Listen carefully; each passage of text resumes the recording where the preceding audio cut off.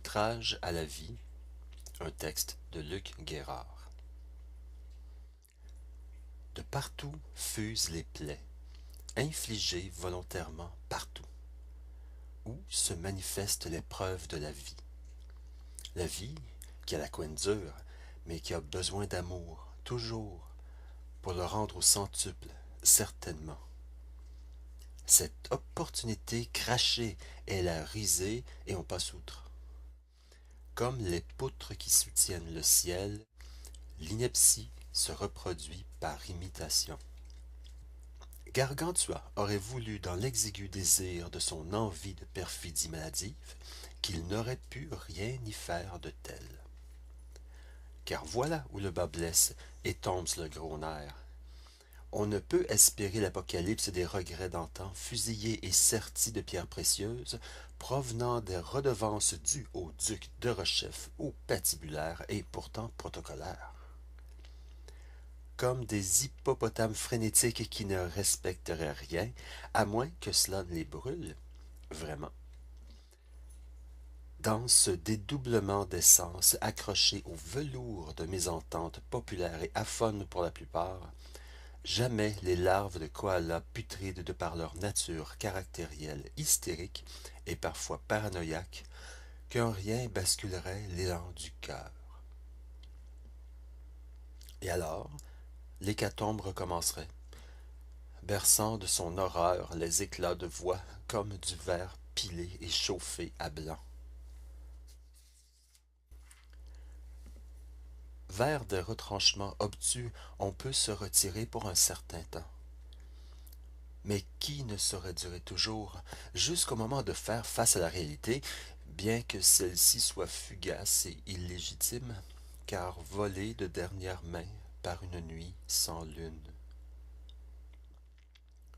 Quand la populace dort, se réconfortant des babioles que leur naïveté désire sans relâche, des impies, eux, rêvent de posséder le monde entier sans que cela ne dérange personne. Plus tard, on comprendra que ces options contradictoires ne peuvent exister et que leurs interconnexions naîtraient les pires des résultats indélébiles consacrant le temps en vers alexandrins incompréhensibles. De par la laideur appropriée des hématomes agressants, retenant leur envie d'à tout jamais dépérir de plus belle. À jamais la putrescence victime de nausées fictives étayant des dires douteux dont on ne peut divulguer la teneur, tout dans le secret d'une initiation malveillante et brutale qui éveillerait sans mesure même les morts, et ce depuis des siècles. Et, pour finir, l'abjection totale de l'inconscience profonde d'une humanité préhensive et à jamais assoiffée des plaisirs des sens. L'immatérialité ne peut être prouvée, et personne n'attend vraiment ce moment, car tous sont hypnotisés par la matière apparente des choses. C'est une orgie du sens et rien d'autre, car demain, dans un hoquet foireux, tout va instantanément s'arrêter. De A à Z, rien ne pourra subsister ici-bas, car ailleurs, la vie continue et palpite. Dans les siècles des millénaires, quelque part dans l'infinité du cosmos, d'autres intelligences ressentent la joie sacrée de l'existence, et ce de manière non conflictuelle. Sur Terre, nous naissons généralement aveugles et sourds, et, parfois, toute une vie est nécessaire pour apprendre à ouvrir les yeux et les oreilles. C'est donc dire la difficulté qu'a la conscience réelle pour s'introduire à l'intérieur de coquilles fermées et même parfois soudées. C'est pourquoi l'évolution est difficile à saisir dans ces circonstances, tant et si bien vexatoire. L'appréhension morbide des fatuités relatives au vide terminal qui est en réalité plein et ne peut rivaliser avec l'importance subjective des songes, réels ou imaginaires, auxquels l'existence nous soumet. On dirait que la vie joue un jeu fatal et irréversible avec nous. Sans une foi inébranlable, rien ne peut être accompli, sinon tout, à ce moment, n'est que décadence et non-sens. Mais l'invisibilité de la présence rend sa perception difficile et pour certains impossible, car ouvrir les yeux est un travail de longue haleine qui ne finit jamais. Rien ne peut se faire sans effort, et l'humain d'aujourd'hui, paresseux, dénaturé, déboussolé, dérenché, décalissé, ne saurait y voir clair par lui-même.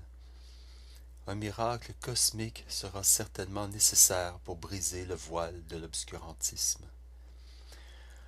Ce qui ne risque pas d'arriver de sitôt, car au chapitre des miracles, l'univers et sa création à partir de rien, semble-t-il, en sont déjà et des plus grands qui soient. Il faut ouvrir les yeux pour percevoir une telle chose, bien qu'insaisissable pour la plupart des gens.